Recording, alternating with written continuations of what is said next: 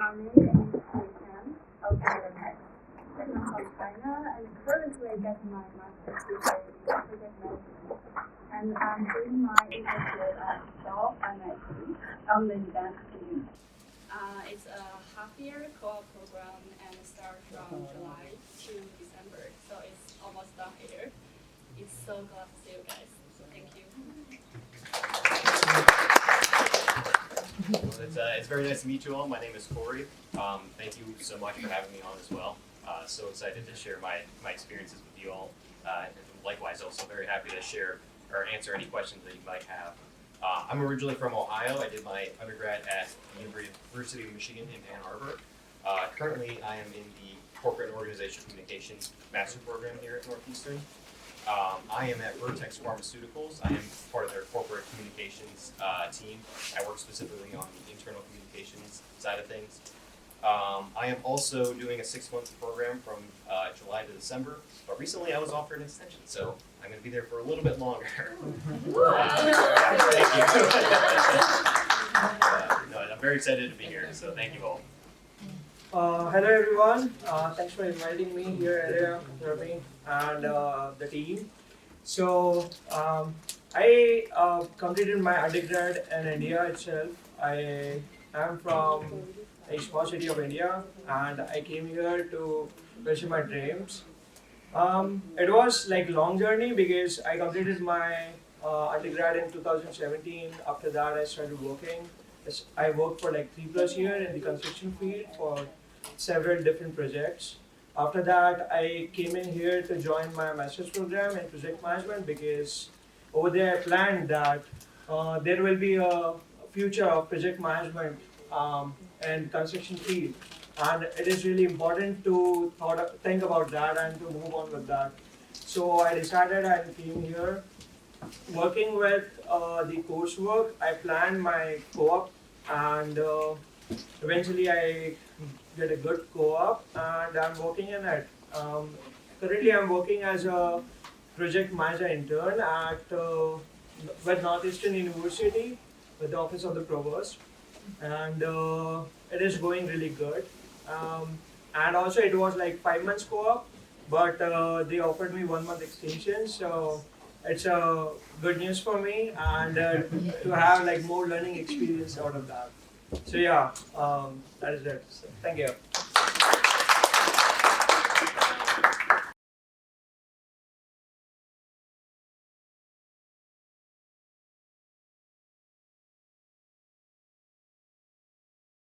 My first step was actually to think about my career path, what I have now and what I want to do in the future. So thinking about what I have, my background, I was majored in organizational communication, but I just transferred to project management during my internship. And I was interned in the marketing department before I enrolled in Northeastern University. So I had marketing experience and skills.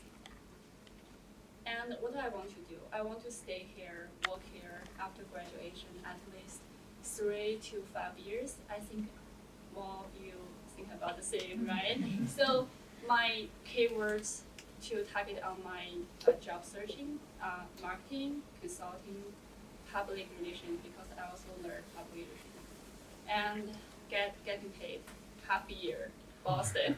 That's all my keywords. So think about your keywords. And after that, I did 2 things at the same time. One was review and optimize my resume according to the job descriptions of the positions you are interested in. It's really important. And also search more positions and job descriptions to find the common requirements of these positions, this kind of positions, and check if you can match their needs. Yeah, and then I use the 2 platforms to apply my job, LinkedIn and AUWorks. I strongly recommend you guys to use the AUWorks because many companies in there are target on the Northeastern University students. So it's really good resource. No, I agree 100%. I would reiterate everything Max just said. You know yourself best, so trying to narrow down what you want to aim for with your job search, your co-op search is integral to everything, because you don't want to just kind of jump into the deep end, and that's such a wide net of different co-ops and jobs to look for. Narrow down, focus on something that your strength, whatever your program may be, whatever your focuses may be in your studies. That'll help kind of give you like a more narrow vision as to what you want to kind of aim for. And again, look into those job descriptions, read exactly and see what you're going to be doing like at the co-op. Like, is this something that, like, ask yourself, is this something that like I see myself doing? Picture yourself in the role, like, man, am I really going to be doing this every single day? Like, you want to maybe kind of think about that before you jump in for 6 months or however long your co-op is going to be. Very important, like, you're not going to have every single, have a vision of what every single day is going to be like, of course, but you can get like a good vision of from like a more broader perspective. And then again, you have so many resources available, not only here, reach out to other students within the program, ask people, see what their experiences were like, with their co-ops. And, obviously you're all doing that here by listening to us speak a little bit about our co-op experiences. But beyond that, ask around, just see what it was like for other people who were jumping into the search, like see kind of how it was for them. And once you kind of focus in on things, that'll help your search go a lot more smoothly, because there's just so many different avenues for you to go. So just kind of keep it straightforward, I guess, just to kind of sum that up. Yeah, actually you brought out like all the points, but I agree with both of them, because there are several things which will be just for you. The roles, the descriptions, your plans in the future. What you are planning for yourself, because probably like after doing project management, project management is an overview of every field. So you can decide where you have to go. Like in construction, like in leadership, like in agile fields, like technological, AI, space development, everywhere like you need a project manager. And like from where like this point starts when you complete your first quarter. After completing your first quarter, start planning for your co-op, because like second quarter you will be like optimizing your resume, learning new words around, learning new things, and you will get to know that how you will put those things in your resume, because you have worked a lot, but you do not know how to like mention that thing in your resume. So first of all, I would say that start planning for yourself, for your future plans, because that is important. If you are having your interest in like moon projects, like start planning for NASA. Like they do require a project manager, and start planning for that. So planning is necessary. After that, it will come like resume building, cover letter building. Ask your professor for help. Ask your advisor for help. Do visit Career Design. It is really good platform for like all the students to go there and learn how resumes are built in like US format, because like most of us are from international country like zone. So I would recommend that do use that platform. Also, like you will get a chance if you are very sure about your things. Do use VMOC.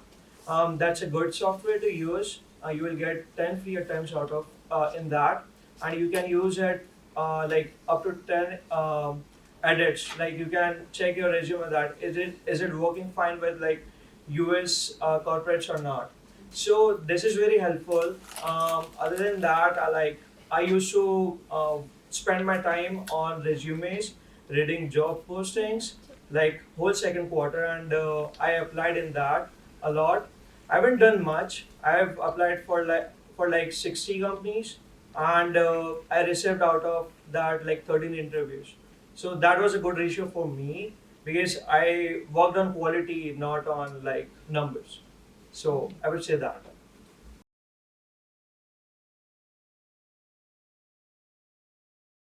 Yeah. So, surprisingly, I was thinking about this.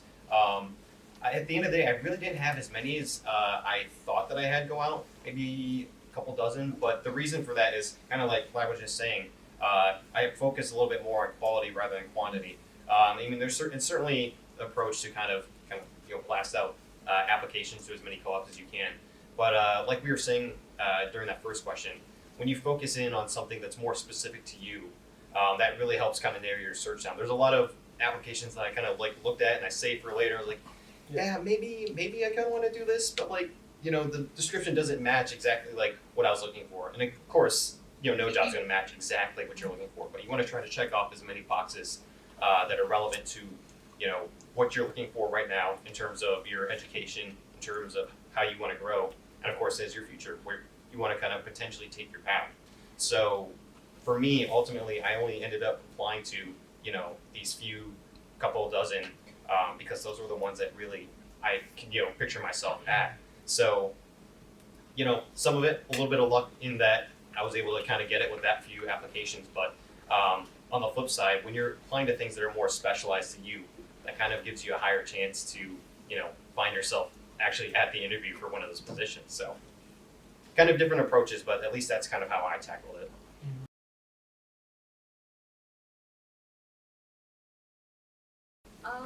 I got 50 interviews, I guess. But about the application, I wasted many time to just submit the application because I didn't optimize my resume and I didn't learn the job descriptions. But after I did these things, I got interview. So it's really important for you guys to optimize your resume first and learn the job descriptions and submit your application. It's the effective way. Yeah.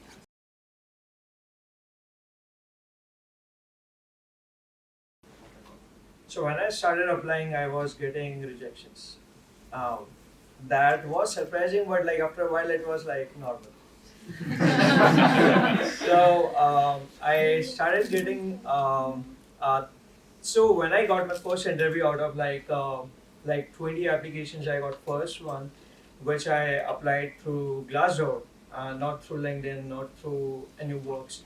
It was exciting because like in the new country, you are getting something that you were thinking about, but after getting rejections, you are like kind of down, like you will receive interview or not. So I started thinking, and I got one. That was a surprising moment for me. But like as Max mentioned, that AnyWorks help you a lot. So I applied a few of the companies through AnyWorks, and it really helped. I applied for 5, and I got 3 interviews out of that. So it was very surprising because like I don't have to work a lot while applying to AnyWorks. So like it helped me a lot in that case, like work and applying through LinkedIn. The surprising thing was like you were applying for different position in different companies, but like different HRs was reaching you out like with their relevant postings. So like this is very helpful when you get into something and you start getting notifications and people start reaching you out with that. So that was surprising for me.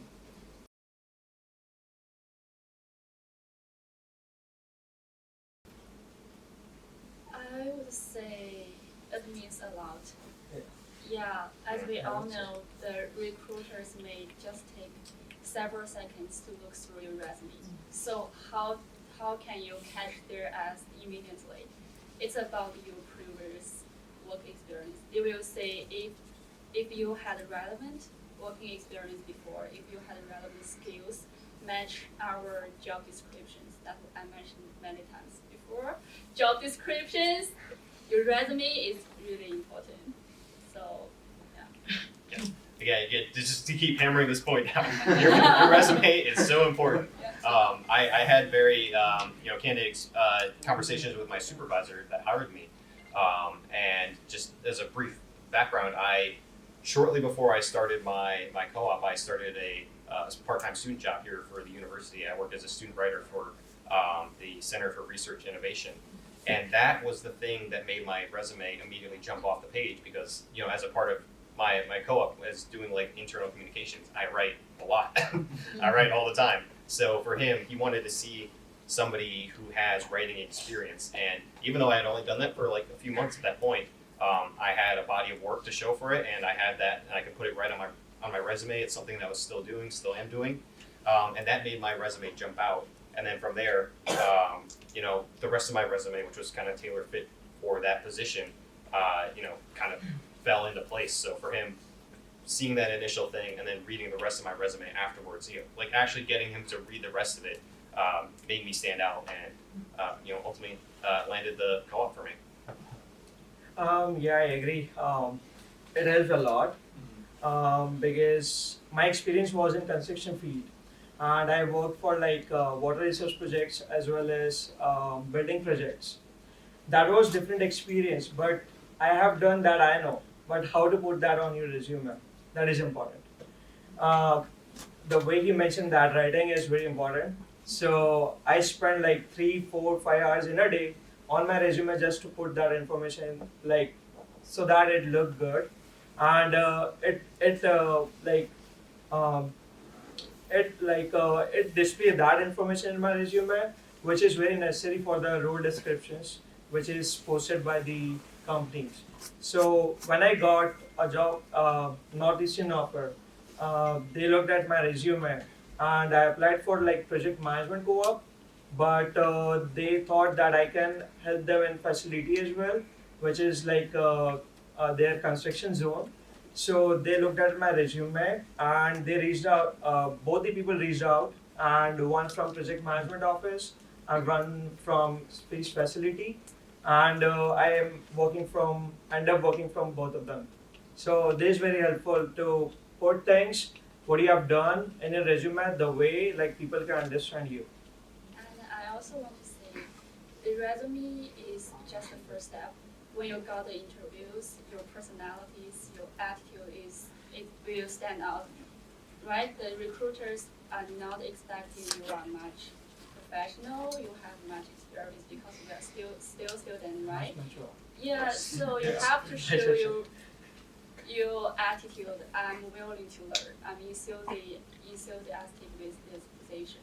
So I said the resume means a lot, but it's just a half. So don't be afraid of get the interview. Yeah.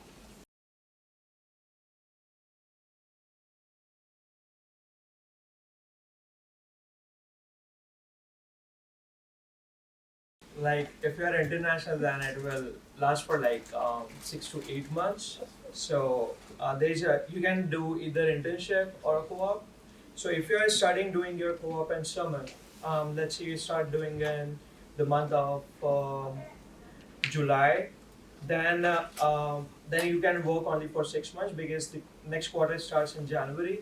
So you cannot work more than December. But if you start working from let's say May, June as a part-time intern, and then you start doing it as a co-op. So it's an opportunity for you to work as like for 8 months. Other than that, like you can do like three months internship separately in different companies. But yeah, total period is like 6 to 8 months, and depends on time period. Yeah, be sure to, again, just make sure you check those job descriptions because oftentimes it will show on there like, this is how long this co-op term lasts. And even if it doesn't, don't be afraid to ask. There might be a contact link within the job description. Just, shoot them a quick email like, hey, interested in this position, but I need to know, how long is the position, and you ask them other relevant questions as well that might come up, or even like after your interview's over, usually the hiring supervisor will ask you real quick like, any other questions for me before you go, and then just hey, how long is this? If I get this, how long does this last? Yeah, that's important to know. So just don't be afraid to ask. But typically, somewhere in that range that you're saying like 6 to 8 months at a high end, but it ultimately depends. And you always have to make sure while your interview because probably it will be of 3 months and you will start thinking like it's for 6 months, so it won't make sense. So like always ask question to your interviewer because they really want you to ask questions. So focus on everything.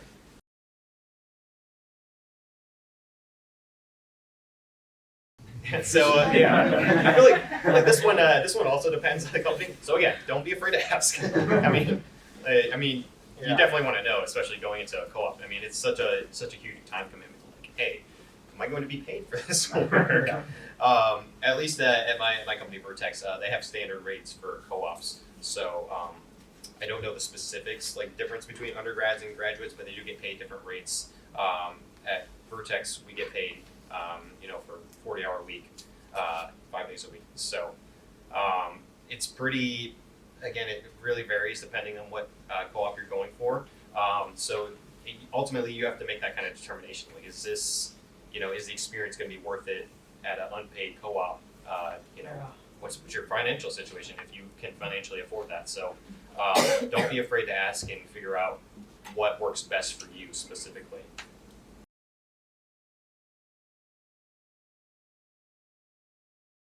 Well, I would say the transportation is definitely a mainly consideration for us to apply the job. But for me personally, I was not limit myself by any reasons. Yeah, I located in Boston. As I said, my keywords is Boston. Yes. So and I can drive to the office, so I didn't limit. But for the full-time positions, it's a big considerations because you might be need to move another city. Yeah, so I think we will see.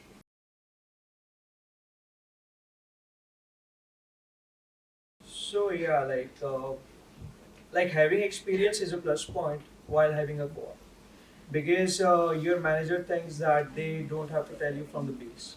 You understand few things, which if they start telling you, you'll understand and start learning fast because it's just a period of 6 months. And like in 6 months, if you are just learning like 4 months and you are doing nothing, like in 2 months, in a whole period, that's a waste of time. So I would say that there are expectations, but they won't show you that there is expectation. So in my case, when I was interviewing, my manager asked me that, do you know how to use Smartsheet? That's a planning software. I was like, no, I did use like MS Project, but I haven't worked on Smartsheet so far. So she was like, okay, basic knowledge of planning. Like rest, I can make you learn.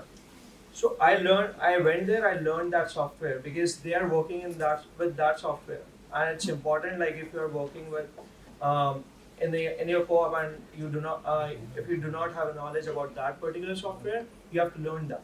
So it was helping for me because I learned a lot in my project management courses, and I did lot of projects, internship things, but then I realized that it's a time to execute that knowledge because learning theoretical is very easy, but when it's time to execute it, practically it's very difficult.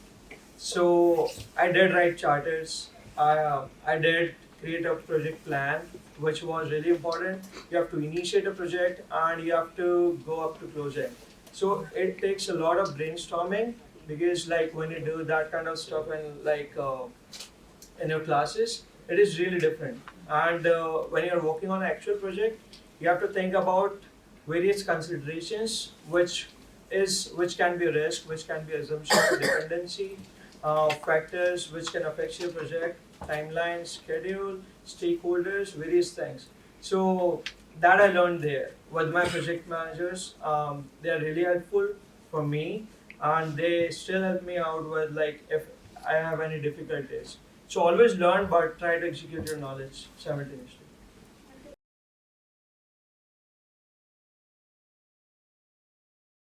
I would say 1 month.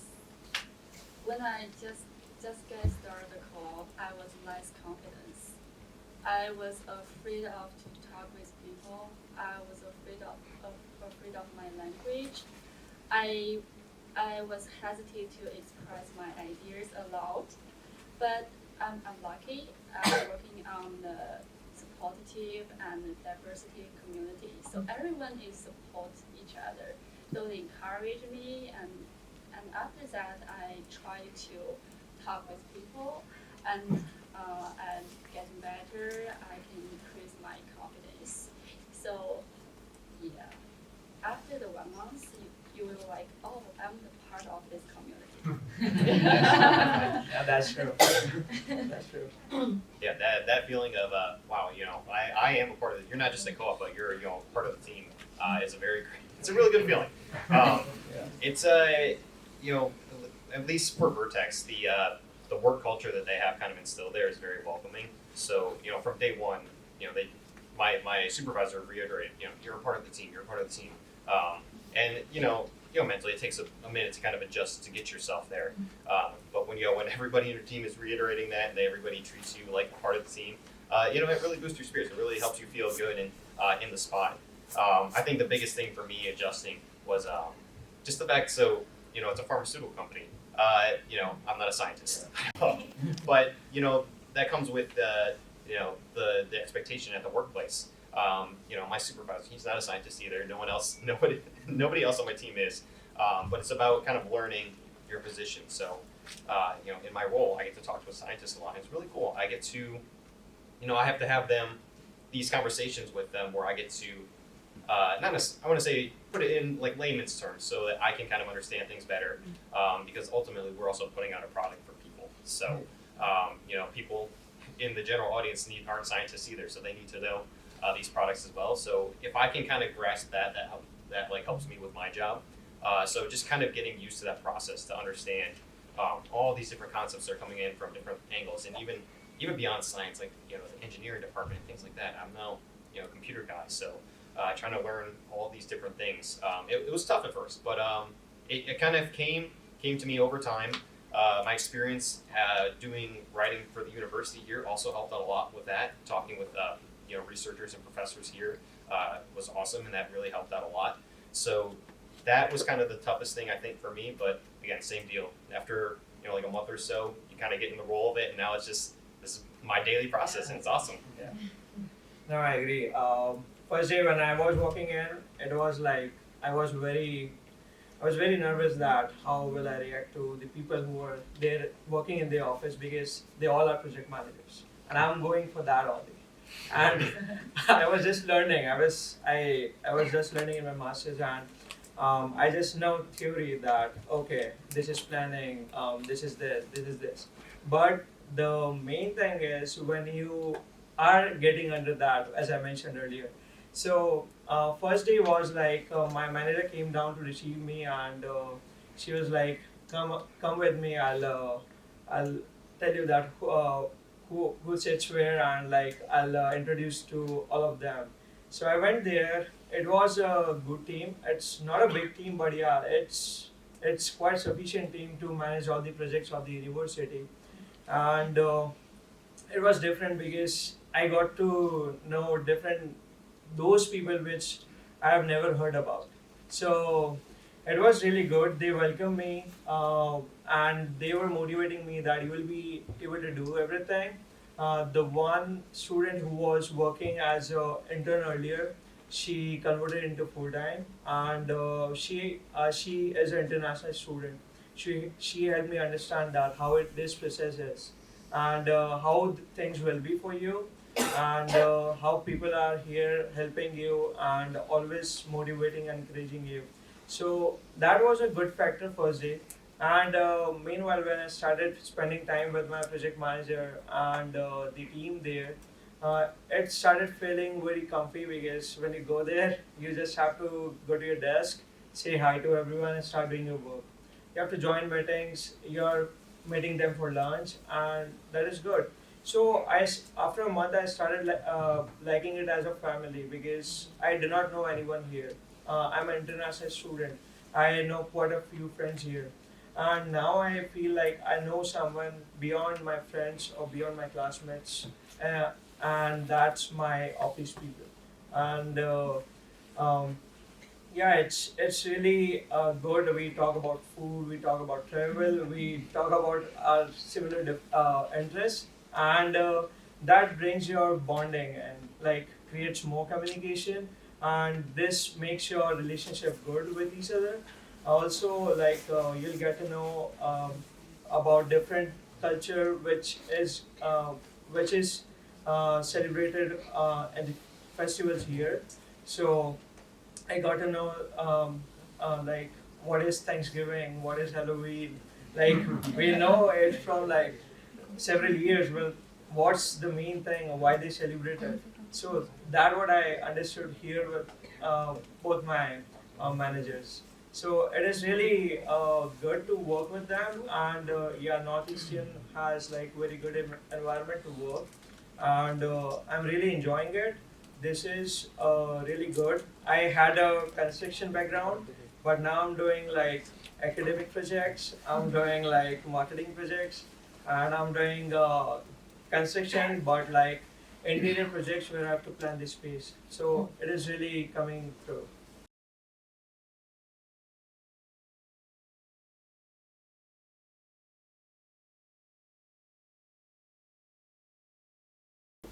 For those who are still looking for the 12, the first one is just getting started.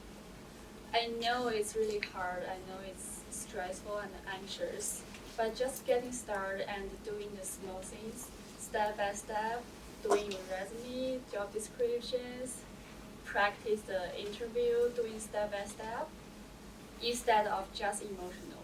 Just feeling stressful, it's not useful. Get started. Just do it. and yeah, and when you got a job, I feel you will feel like, oh, I got this. I can do this. So just getting started is really important. The first step. And the second advice is talk to people. Talk to your classmates, your advisor, your professor, your manager, your colleagues, and get networks on the LinkedIn. Talk to people, and you can get much information than you expected. It's really useful.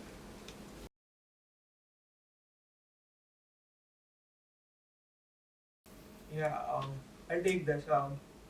I believe that project management is a field which is getting vast, and which and I would say that project manager will be in high demand in future, because lot of companies, I know like right now it's not a good scenario, but like in future there will be lot of projects in different fields. Every field need project manager, because neither of a project like can complete without planning, and planning can be done by only project manager. So like project manager is the key to success. I would suggest in any of the role.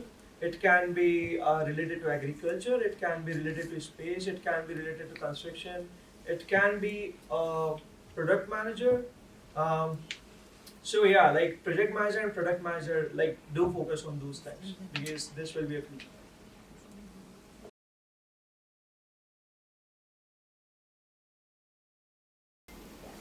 What are some basic skills to have for any goal? I think just I hate to say like general office skills, but just making sure that you know, a lot of your skills that you probably use you know, with your schooling stuff will translate over. So just being organized, especially being organized, making sure that you have kind of like, you know, however it is that you know, organize things in your personal life. For me at least, I have like a running checklist, and that like keeps me focused for the week. It doesn't have to necessarily, you know, be step one, step two, but you know, just having something kind of to base myself. And also, if it's something that you're less comfortable with, just working on like your interpersonal skills.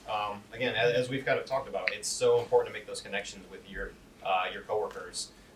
You know, especially then, let's be honest, if you're trying to eventually get like a permanent spot here, you want to kind of be in good graces with the team there.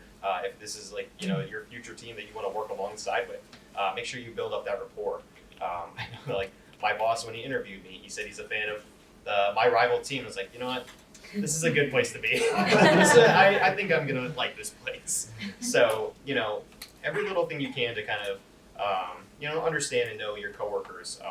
So if you're not comfortable with that, maybe just, you know, practicing, you know, meeting new folks and things like that is pretty important.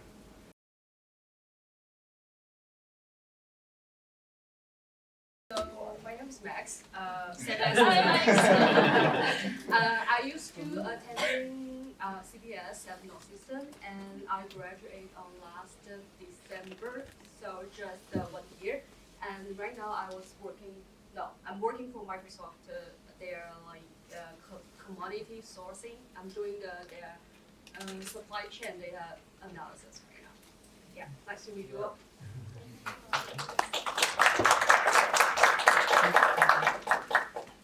Yes, my name is Pete Cardillo. I am the Associate Director of Co-op in CPS. It's a pleasure to be here. I was in the College of Engineering for 6 years, working with multiple majors. I have years of experience building partnerships with companies to generate full-time positions as well as co-ops. And I carry that with that experience with me here at CPS, and I'm excited to be here. Thank you so much.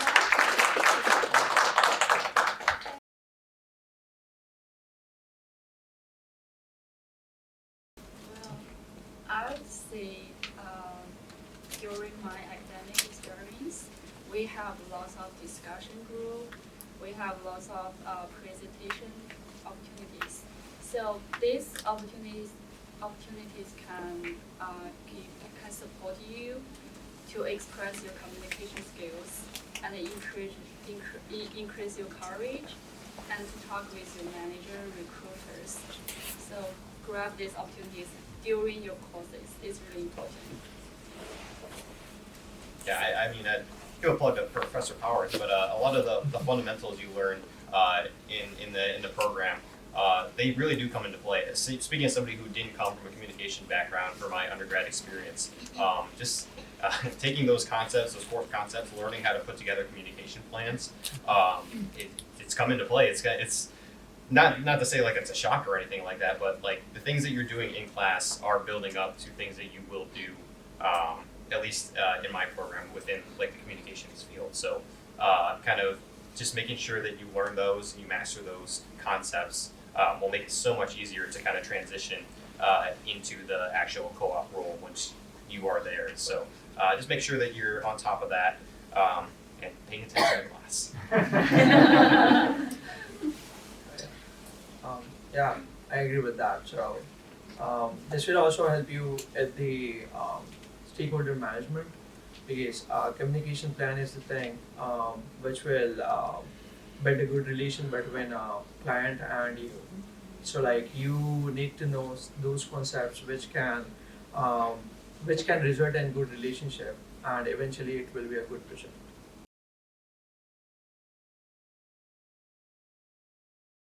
Of course. So, like I just mentioned, just like the basics as far as like putting together communication plans and things like that.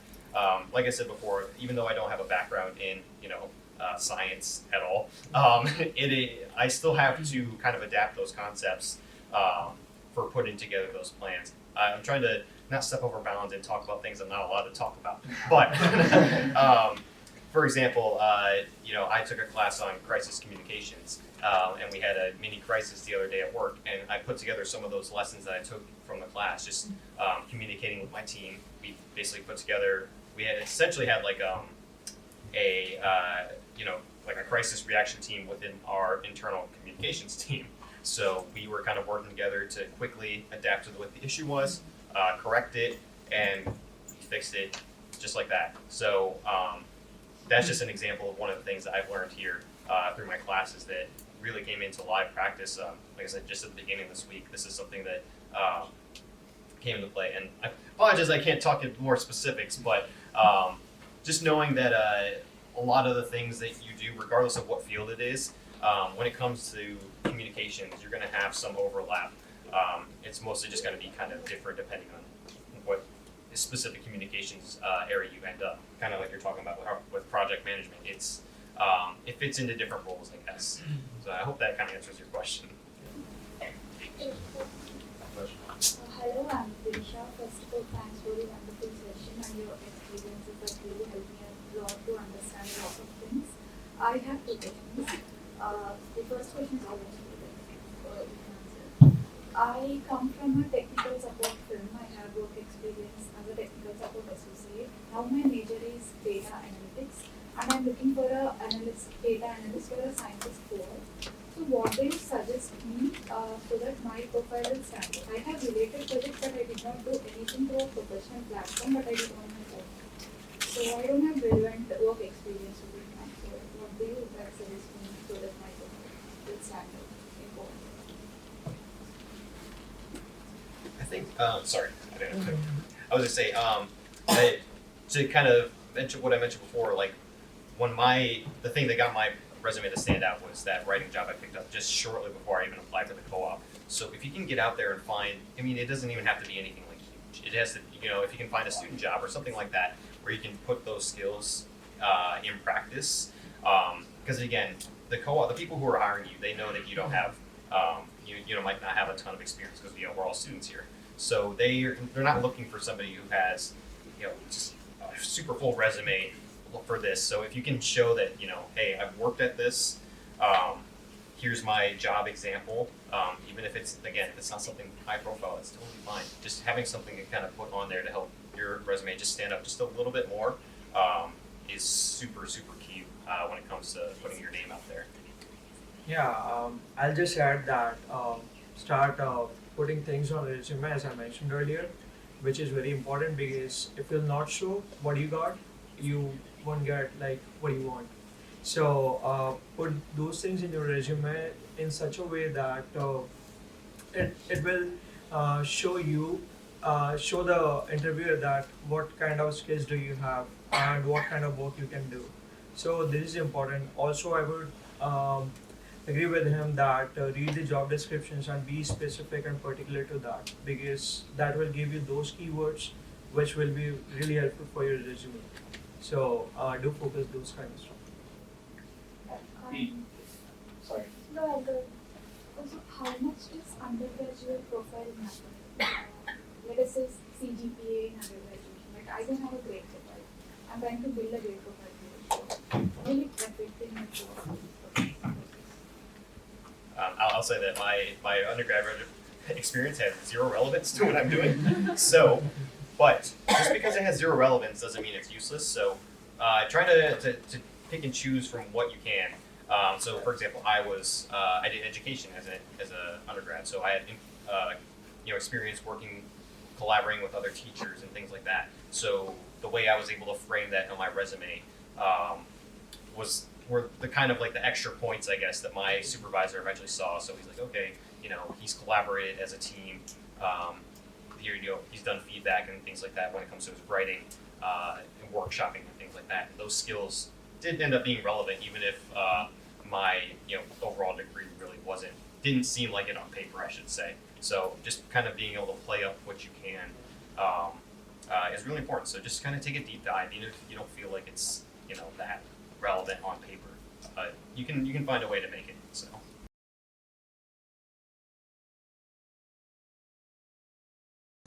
And we talked about what you've done in the past. You have very relevant experience that you can apply going forward. They call it transferable skills. Okay, I'll bet you do. And after working, for 6 years with students, there's not a day that goes by that I'm not amazed about the skill sets and everything else. But I would say to add to that, to have some type of an independent project that you do for yourself to identify a real industry problem or a problem with a company, and come up with a hypothetical project to solve that problem, and then put it on PowerPoint, do it for a few months, put some time into it. When you name the project and you put it in your resume, you're the only one that will have the project, so that might stand out among the competition. And there's always the XN departments that you can seek out for XN projects if you have taken the 6200 co-op prep course. Even like here, I would recommend that students should do experiential projects. They help a lot to add something that you have done in USA on your resume. So yeah, I would strongly recommend to do experiential projects, out of which like you can put those experiences on your resume, and which will be counted as like work done in US. So. No, you can. No worries. What's an impact of an absolute blank background on the feasibility to apply for co-op, in the major student credit for studies, and if there's a fixed time for that, and considering that I've already had one of the rejections on campus with my English level, like imagine if I for co-op, would that send? I mean, I'm being honest and open. Just posing this. I think I can answer that. I've worked with plenty of students that didn't get an on-campus job that ended up getting a call. I'm asking this question because, like, previously, one of them had mentioned, any kind of job that you have on your resume, put it on a resume. But even as I think there, I haven't had the chance to apply for any kind of job. And I have absolutely no idea how it would work out when applying for college. How it will replace. Gotcha. Plenty of students or go out on co-op that don't secure an on-campus job. I would suggest going for, say, an XN project or an independent project or an academic project, and to be as creative as possible to gain as much experience as possible. There's so many resources here at the university that you can use to gain experience in really any situation that you're in. So, yeah, I hope that answers your question.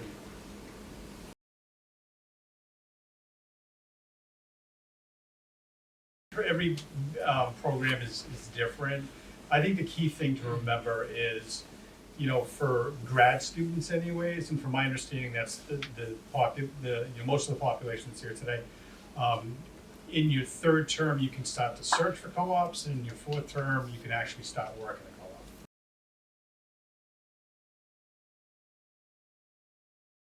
The direct answer for that first question, are you authorized to work in the United States? Regardless, you know, I've spent 6 years working with students that hold F1 visas primarily. The answer to that question is yes, you can work in the United States. And by the time you get to co-op, you'll have taken care of your CPT and you'll get your I-20 and in everything that we process here at the university. Now, the second part of the question is, you know, will you now or require sponsorship in the future?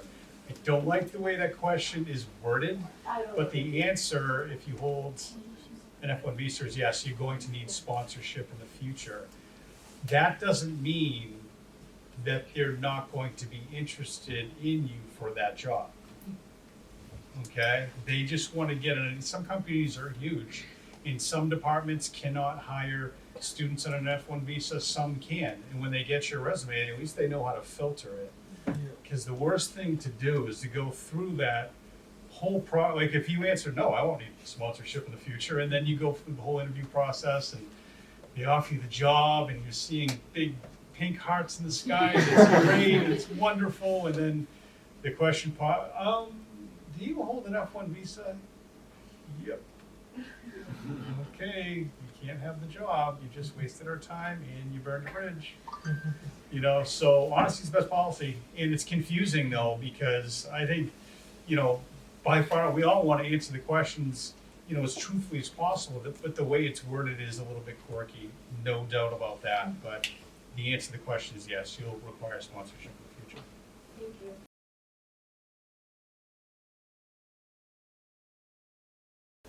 Like for me, it is like to apply to plan in like after first quarter and start applying mid of second quarter. Or you can start applying in third quarter as well. It's fine, but let's get it.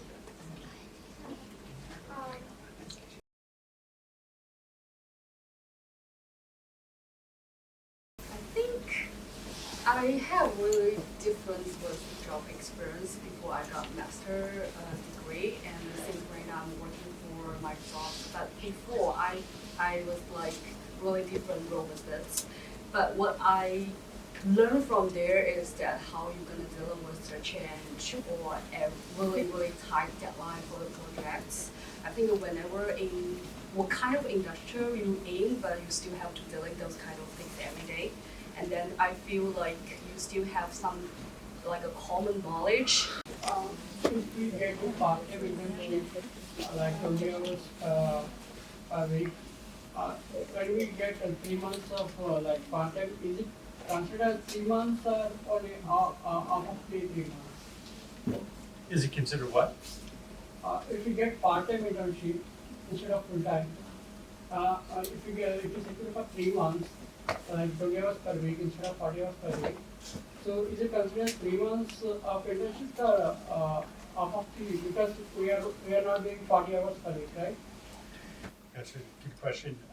When you accept a part-time internship, you need to take courses to complement that so that you can maintain full-time status. So the answer to the question is yes, that part-time co-op, if it's, the length of the quarter, then yes, that fulfills the requirement of a co-op. But you have to be a full-time student while you do it, so you're gonna take courses while you're on that part-time co-op. But I do think that full-time co-ops, whenever you can get them, will gain you more experience and you can contribute to companies more that way. So So is the part-time go for 3 months is like 3 months of CPT is completing? Is the CPT. depend upon the hours? yeah, if you're working for a company, then you need to use CPT. Sorry, what's the PT? Curricular practical training. Okay. So my name is Akshat and my question is related to the field of project management specifically. So being practical, you probably gave like 10, 20 interviews, so out of those you were rejected by 70% of them. So were you able to identify or were you told why you were rejected, and if so, how did you work on it in that short period of time? And what would you suggest us to particularly work on? Because that was the reason probably you did not get or bag that offer, right? So what would that be?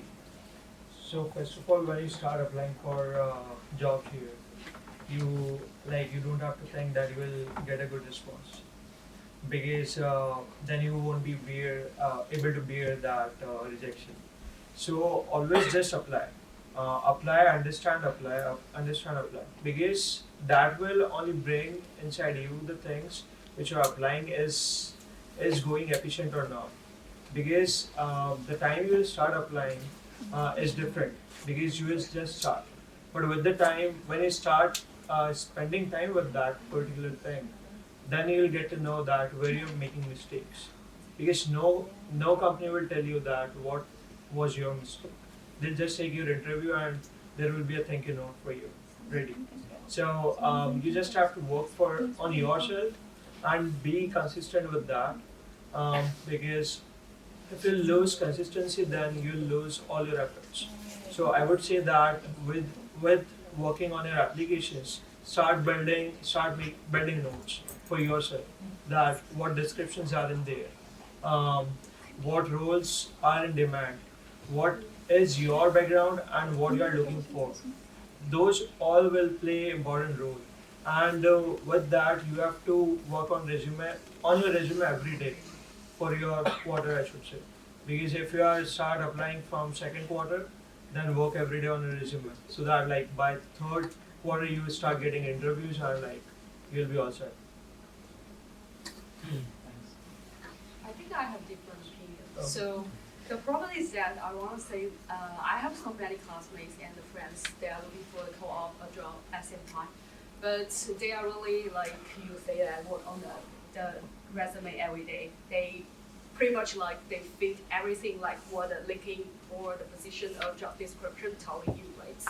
But I want to say like here when we look for a job, because you have no idea about your competitors or candidates, because only HR they know it, and the team leader they know it, what kind of people they are looking for. So you don't understand. So I only want to say be yourself. You don't need to just fit for those kind of application or job description. Just be yourself. Or other than that, if you feel like you already created the resume like that way, but when you into the team or into that company and people know, oh, you are fake or you are not what you are saying for your resume, I feel like it doesn't work as well, right? So just be yourself and you're gonna find a job if you work really hard. You know it, yeah. I think she had I have a question for you. Like, what's your journey to get into writing? Okay, I can tell you. I used to run in a racing car at Asia before I joined CPS, and then after that I got my co-op. The company name is Shark Ninja, which they are doing the kitchen appliance in Massachusetts. And after that, I got Microsoft the position right now. So I think different stage I trying different like role or the like responsibility. So I also explore myself where is my like challenging or difficulties is there. So I'm not really familiar IT or kind of technology industry before. So that's why I want to try as my new like journey here. So I think that everything is possible here. If you try harder, everything is possible. Yeah. Anybody else have any thoughts? So while I'm applying to the course, I generally see what is your expected salary. Don't you have to live on the page? I mean, at the very least, when you're doing research, looking through these different co-ops and things like that, it doesn't hurt to kind of, do research into the actual like positions themselves. Like, I'm like, there's different sites like, Glassdoor will give you estimates of what employee salaries are. So obviously, you're not going to make as much as like a full-time employee, but if you can kind of ballpark something, that's relevant to the field, like, I know we all want to put like 7 figures for my position, but unfortunately, I don't think that's happening with your co-ops. So just do a little bit of research. We have resources here. You can talk around to other co-ops. I mean, if you're friends with somebody, they might be more willing to kind of divulge how much they make and things like that to give you kind of a rough idea. Excuse me, but yeah, just kind of think about it, and if you can find something that's a little bit within the expected range, that seems reasonable. Yeah, exactly. Just put a rough estimate. It's kind of at least how I went about it. My next question is, so is there any place where I can really go discuss about my experiences with the board and get some suggestions about what I have to do further? How can I develop? What projects will really help me to develop? Is there any place or any club? Hey, just come to an advising session with me. You'll be all right. I'm kidding. You can, I would talk to academic faculty. I would reach out to people in industry through LinkedIn to get their input, alumni. Northeastern is such a rich source of information due to the current student body and the alumni and just people in general that are connected to the university. You can come up with ideas on your own and then, ask to have, people in Northeastern's network take a look at your work and what you're doing and provide feedback. Especially CPS is very In CPS, you could reach out to academic faculty, you can reach out to the co-op team, you can look at student organizations. That's always a good start, to be involved in student organizations. Like I said, students are wonderful teachers. So I would definitely reach out to alumni every chance you get, and people in the industry. They also have the career center.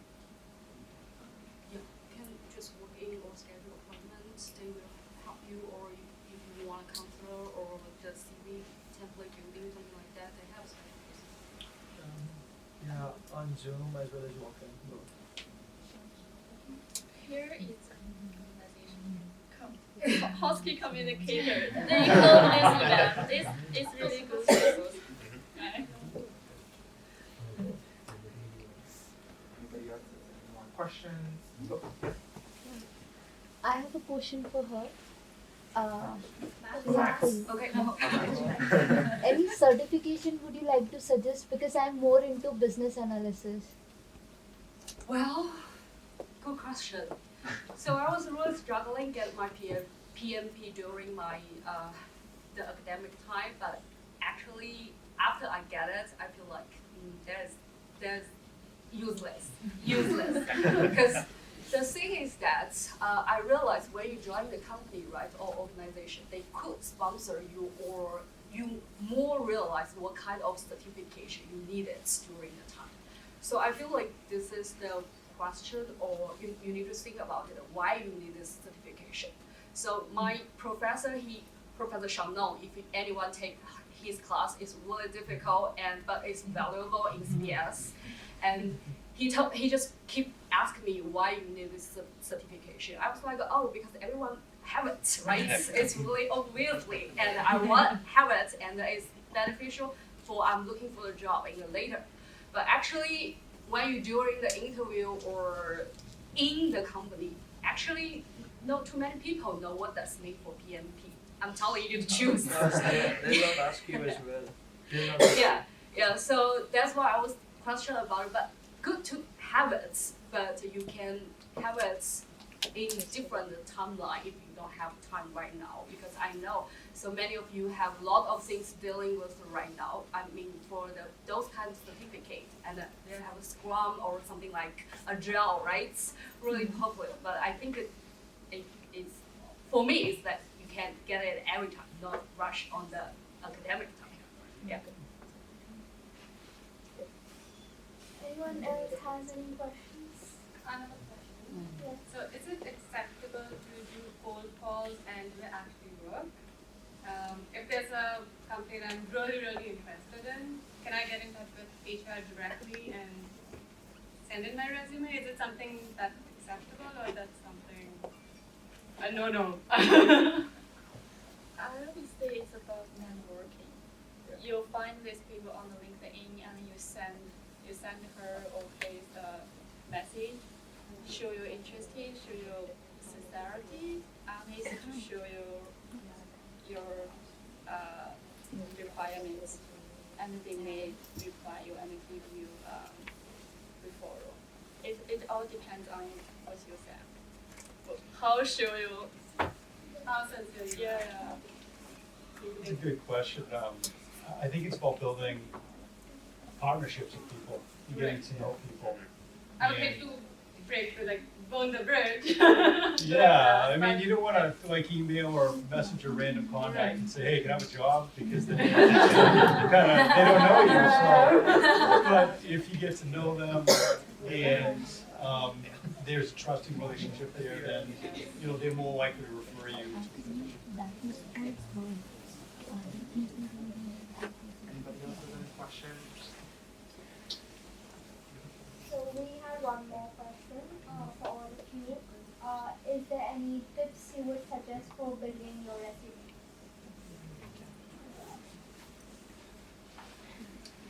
Go to career advice. Yeah, I would say don't be afraid to take any chances. Like I said, anything that could be relevant to whatever you want to do, whatever you want to make your future, jump on it if you can. Even if it might not seem like a lot, it takes a first step. So.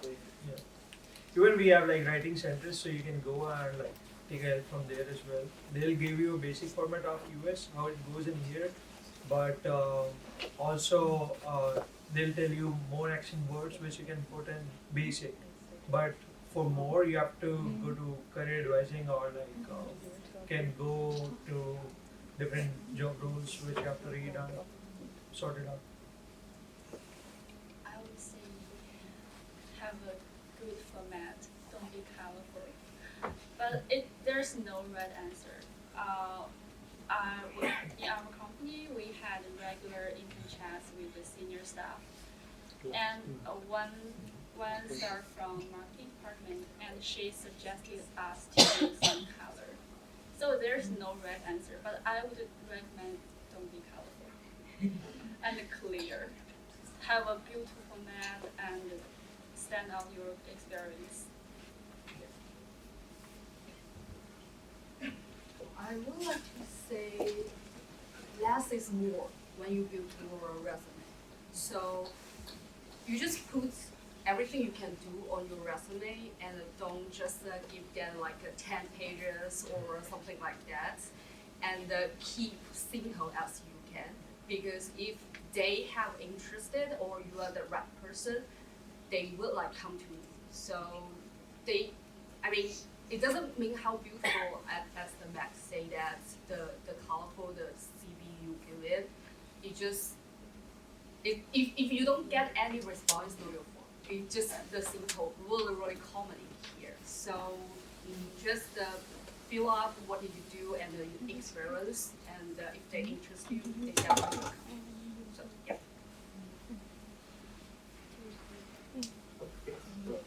I apologize if this question has already been answered because I was a bit late to the event. But I just graduated last year from my bachelor's, and I don't really have any professional experience to put in my resume. So while applying to co-op, how would I prove that I have the relevant skills for the position? Yeah, so I don't know if you were here when I mentioned this, but when I applied to my co-op position, shortly before I had just accepted a student job here at Northeastern. I work as a writer for the Center for Research Innovation, and my supervisor who hired me, he pointed to that specifically that this was the thing that made my resume stand out. So even if it's something that's only very short term, take any opportunity you can to put something on your resume to help it stand out. So just kind of getting that first kind of jump in really helps if you feel like you might be lacking in terms of experience. One question. Any specific strategies that you guys followed, while searching or filtering them, out of so many vacancies available? Any strategies that you would like to share to filter and then apply to only say 5 or 10 out of the 50 that you found?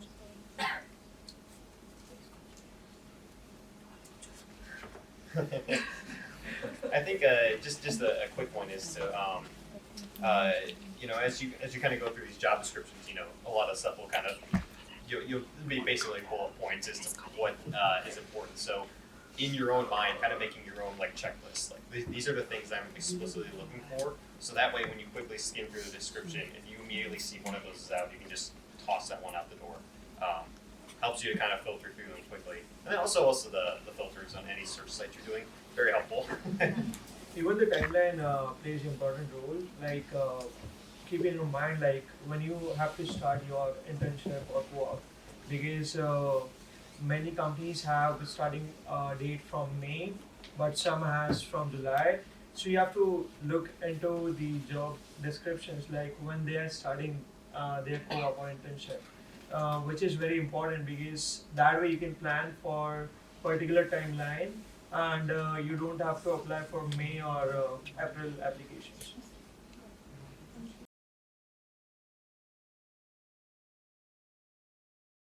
We are a Christian-sponsored student organization here in Northeastern and other campuses in Boston. And we want to be a home away from home for international students, so we do a lot of fun social events, activities, holiday parties. We also want to help students think about important things in life, meaningful things in life. Why am I here? Purpose. We have students involved from all different countries, faith backgrounds, but we are a Christian-sponsored group, so we also do things like Bible studies if someone wants to learn more, grow in their faith. Actually, at 4 o'clock, I've got to run here in a second. I'm making some samosas, and we're going to have a short discussion on anxiety and seeing what Jesus says about anxiety. So if anyone wants a samosa, I've got 16. We'll be carrying for store, but things like that, a discussion on anxiety, grab a nice snack. So we do all kinds of different events. Some are more just fun, some are deeper, some are more spiritual. But we do have a QR code you can scan. I think there might also be outside. And you can scan it and mark anything you want information on, and you can get it. So if you just want social events, you get information on that. So again, we just want to be here to be a resource for international students. I've lived in a couple different countries. I know it can be challenging as well as have someone. So here we are.